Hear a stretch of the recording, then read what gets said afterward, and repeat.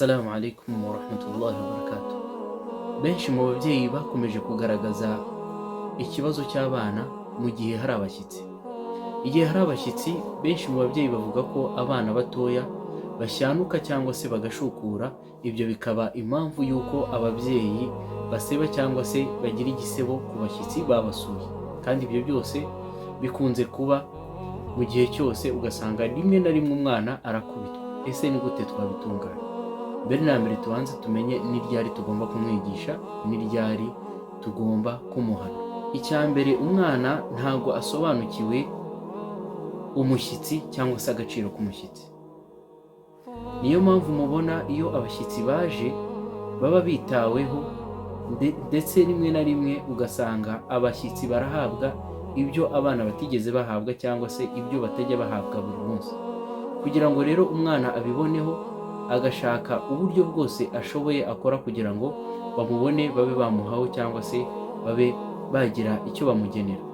Niho hava rero gushyanuka cyangwa se gushukura cyangwa se kugaragaza umuco utari mwiza.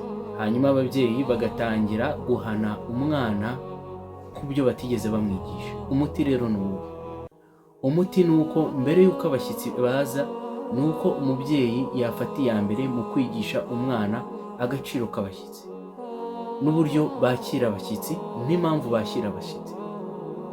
Umwana akagaragarizwa yuko abashyitsi ari umugisha, nk'uko tubisanga muri hadithi y'intumwa y'Imana, akigishwa ko umushyitsi iyo aje yakirizwa ibyiza, nk'uko tubisanga nanone mu mvugo y'intumwa y'Imana sallallahu alayhi wa sallam.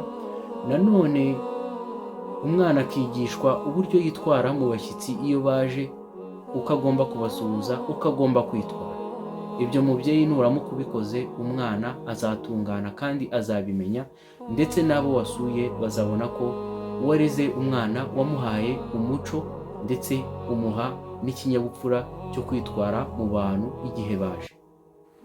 Ndizera bisobanutse rero iki kibazo. Insha Allah tugerageze tugitunganye, aho kugira ngo tujye duhanira abana ibyo tutabigishije, ahubwo tubigishe mbere y'uko biba, hanyuma tuzabe tureba resulta ahanyuma. Wassalamu alaikum wa rahmatullahi wa barakatuh.